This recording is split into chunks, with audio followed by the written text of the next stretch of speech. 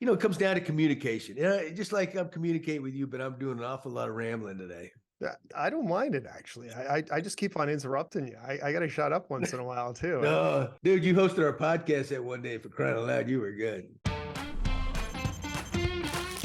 The talk of the town, and it continues to be Alek Manoah. How do you handle Alek Manoah? Go.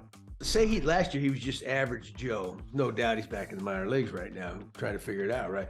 But he was in the Cy Young contention. Yeah. And you also got to remember, who do they replace him with? As many struggles as he's had, is the guy you're going to bring up, is he going to give you a better outing? You don't know. I don't understand the control problems, the issue. I don't know where that came from. And you also got to watch his confidence level. You get knocked down enough, sometimes it wavers a little bit. Hey, Roy Halladay went all the way back down to A-ball. Yeah. Don't forget that. And it's not unheard of for these guys to get to the big leagues and go back and forth a few times. One pitcher that has been pretty impressive since being recalled from Buffalo is Nate Pearson. Does Nate fit the bill for the 8th? And two-part question here.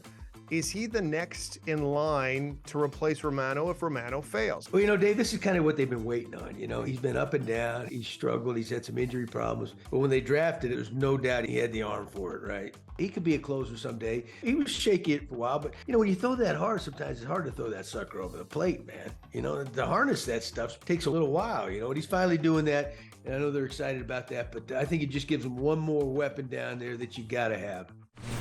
Daulton Varsho was a big trade piece this offseason. He came over. It's provided very good defense, but he's hitting $2 and change. And even the other day against Tampa Bay, he was pinch hit for Ernie Clement. This guy was the penciled in number 4 hitter on opening day. This isn't what they expected hitting wise. It's not necessarily unusual, guys. They switch leagues, and the harder you try in baseball, sometimes the worse it gets, right?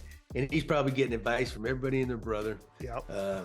I just hope that they at least sat him down and said, hey, Daulton, hey, we may pinch hit for you a time or two. Because if he was blindsided with it, that's never a good thing, especially for your opening day cleanup hitter. Just on that note where you said you have to sit down with a player. Did you ever run into that situation when you were managing? Hey, I did it with a Hall of Famer, man. Big Frank Thomas. And the toughest part of that is aging superstar players. They don't want to admit it, but they get older sometimes, right? J.P. Richardi was the GM at the time. He said, yeah, stick with him. He's the slow starter. Okay. One day he had a tough game, Frank. I don't know what happened. JP comes down the office after the game. Do what you want with him. I said, yeah.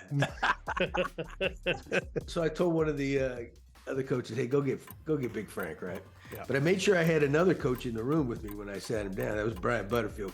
Yeah. And because, you don't want anything to get lost in the translation. So anyway, it didn't go real well. And Frank ended up storming off, and he says, I want to talk to the GM. I said, okay, well, he's out there. He might be up against the door listening. Want more John Gibbons takes? Of course you do. Sports Interaction is the official gaming partner of Gibby. Join us every Wednesday and Friday for Gibby's takes around Major League Baseball and, of course, the Toronto Blue Jays. Click the link and subscribe to our YouTube page today.